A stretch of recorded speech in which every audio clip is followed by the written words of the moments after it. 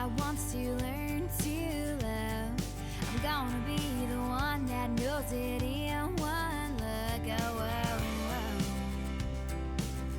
I'll know it in one look. See, everybody's telling me. How's it going, everybody? You got the Razman coming at you here with another episode of the Razman's Reality, as it is time for your WWE Royal Rumble 2016 pay-per-view review. Before I get started, make sure that once you're on a clickable device, meaning your mobile device or your computer, if you're watching on the television app, that you click the first card that will be available in today's review episode, as myself and my tag team partner Rotisserie Jamie had a blast last night reacting live to the pay-per-view. So if you missed out on that, you can check that out, because it was a whole lot of fun, as was this show. I was really surprised by how good this show was. First match of the night was the match on the pre-show to determine which team gets in the Royal Rumble match, and a team of Mark Henry and Jack Swagger get the victory here. Was a little bit disappointed that it wasn't Damian Sandow's team, as he got a huge pop and he was major over in this match, or with this crowd and in the match, I should say. So I was really disappointed in that, but as my tag team partner said, you have to have some jobbers in there, some random people in there. They have no chance that they're going to win. Next up, it was Kevin Owens versus Dean Ambrose to officially kick off the pay-per-view. Last man standing for the Intercontinental Championship. And just as I predicted on No Turning Back, Rotisserie Jamie and myself's weekly podcast every weekend, and just as she predicted, this match stole the show. By far the strongest match bell to bell of the evening. Just some absolutely insane spots. I haven't seen cheers used that way since I saw them used that way, ironically, by Kevin Owens and Sami Zayn, then known as El Generico and Kevin Steen in Ring of Honor. So it was an absolutely amazing matchup, and hats off to both of them, and just a sick table spot that Kevin Owens took at the end for Dean Ambrose to retain your WWE Intercontinental Championship. Next up, WWE Tag Team Championships, as the New Day successfully retained against the Usos. Solid match. I give it a 3 out of 5 stars. You didn't really expect much from this match. It felt like a throwaway match for this pay-per-view. It was treated like a throwaway match for this pay-per-view, but all four guys put on a great match for what they were given, and we saw the debut of Francesca 1. The trombone has returned for the New Day. Congratulations to New Day on still being your WWE Tag Team Champions. Sorry, was trying to sound like them there. Don't know if I succeeded in that. Anyway, moving on. Next up was the WWE United States Championship match, as in the first surprise of the evening. Lucha, lucha, lucha, lucha, lucha. As Kalisto regains the WWE United States Heavyweight Championship. Really tremendous match. Shows the talent level of both Kalisto, the champion and former champion, League of Nations member Alberto Del Rio. It was a really strong match. Really showcased the Lucha Libre style in this match. At one point, Del Rio shows the ultimate sign in disrespect and tries to take the mask off of Kalisto. Did not see that coming at all. Just a really solid match. 4 out of 5 stars. Really good match. Oh, and I forgot to give a star rating to Last Man Standing, so of course that is 5 out of 5. So next up, we had the WWE Divas Championship match as Becky Lynch does not succeed in her attempt to become the new Divas Champion against Charlotte. Charlotte retains after Ric Flair throws in his sports jacket in the face of Becky Lynch to help Charlotte gain the advantage and go on to retain the title. Despite the typical predictable ending and my love, Becky Lynch not gaining the Divas Championship, she put on a tremendous show in this match. I think that she will get another Divas Championship match down the line, and I don't think her time in the spotlight is completely over.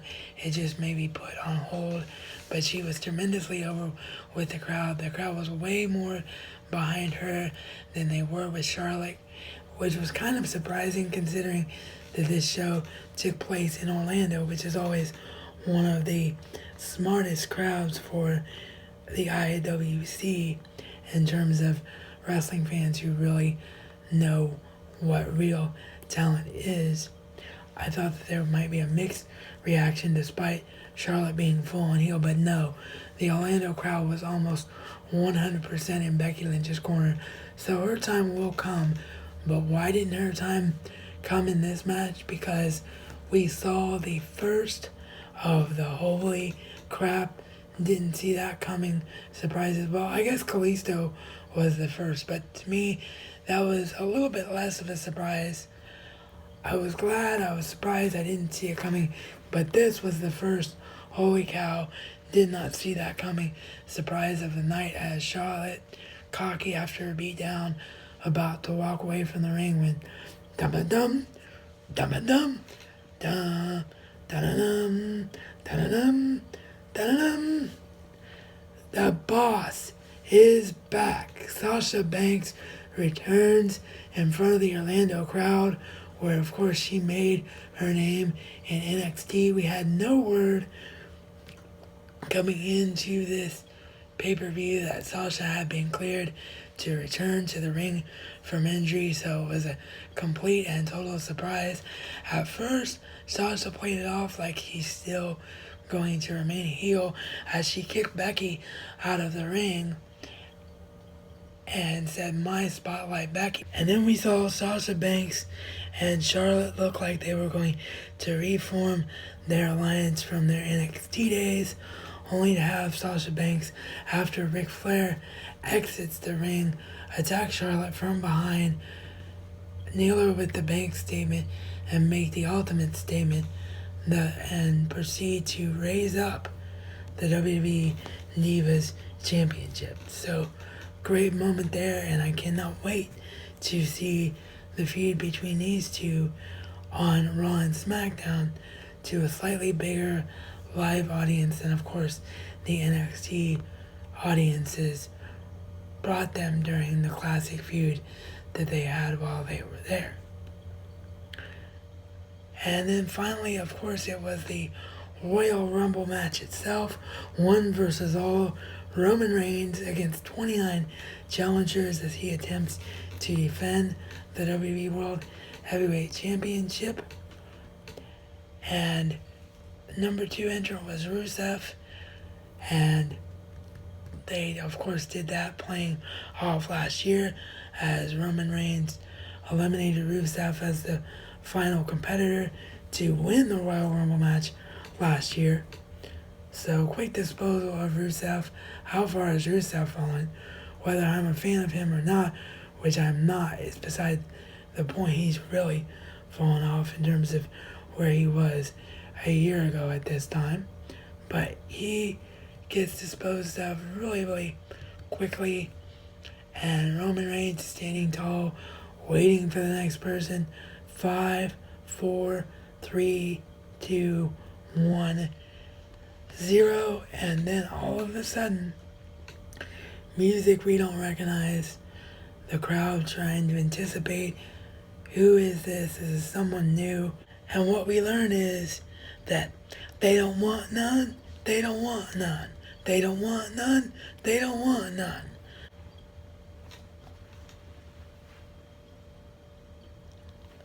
Yes, indeed, the rumors were true. AJ Styles is here in WWE.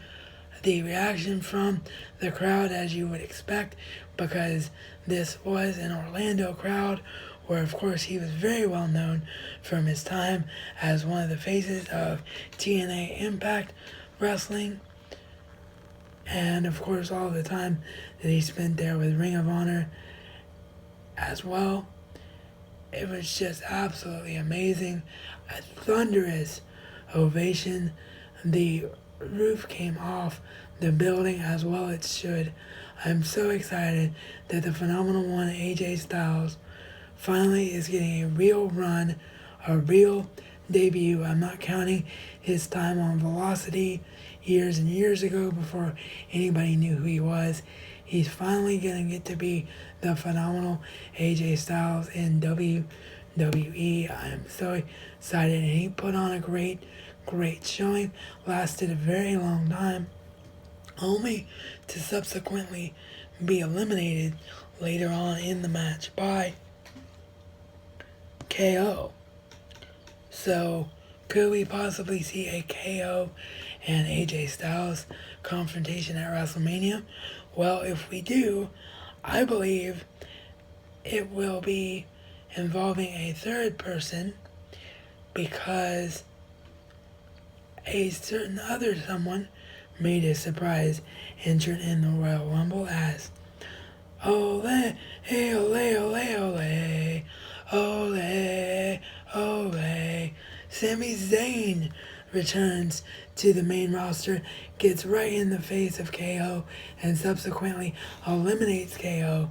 So I think those two are finally going to have a main roster feud, whether or not, as I said, it's a triple threat match at Mania with AJ Styles, or whether they get a one-on-one match at Mania and maybe the triple threat match with AJ Styles is at Fastlane. But man, oh man, what a sight this was to see, and what a great moment for Sami Zayn. Chris Jericho lasted a very long time in the match, so I was very, very happy about that, of course. But Sami Zayn, unfortunately, was the last, in my opinion, real surprise, as the final quote-unquote surprise of the night was Triple H at number 30, who, as everyone expected, eliminates Roman Reigns and subsequently becomes the WWE World Heavyweight Champion for the first time, and a main champion in WWE for the 14th time in his career. Now, it has been a long time since Triple H held the title, so it is fresh from that aspect, so I'm not really angry about it, but this is what WWE does that is so frustrating, because this was a solid show. I should be giving it a 5 out of 5, but I can only give it a 4 out of 5 because I got left with a bad taste in my mouth. They ended it with such a predictable thing that, while, as my tag team partner pointed out during our live stream, the ending of the pay-per-view does not ruin the pay-per-view. It was still a tremendous pay-per-view all the way around. Leaving me with a bad taste in my mouth causes me to not give this a 5-star rating when performance-wise perhaps I should be. So, was a little bit disappointed just because they didn't do something unexpected, and what made it worse was that they teased something really unexpected, because the final two men in the Royal Rumble match were Triple H and Dean Ambrose. Dean Ambrose almost walked out a double champion at Royal Rumble 2016. So, yeah, I was just really disappointed by the ending, but overall, a great show from all the guys and girls last night. And I gotta say, like I said, a 4 out of 5 show for me. So, you let me know what you thought about Royal Rumble 2016. I will be back with my next solo wrestling video, which will be the debut of weekly NXT reviews, which will be Thursdays, as they happen too late on a Wednesday night for me to be able to be in a sitting position to review them, and I do not wish to do so from the bed. So we will be doing it on a Thursday. So look forward to that if you're a wrestling fan, and we may get a film and television related video with my thoughts on Stephen Moffat leaving Doctor Who and Doctor Who's future in between before that. If not, the next video that you will see that is non-wrestling related will be the debut in 2016 and the return of the Razman's video blog, followed next week non-wrestling by finally the Star Wars The Force Awakens reviews. So again, let me know what you thought about the Royal Rumble pay-per-view down below in the comments or via my social media. Hope you're looking forward to what's coming up next on the Razman's Reality in the coming days. And as always, thank you for watching, and I will see you all next time.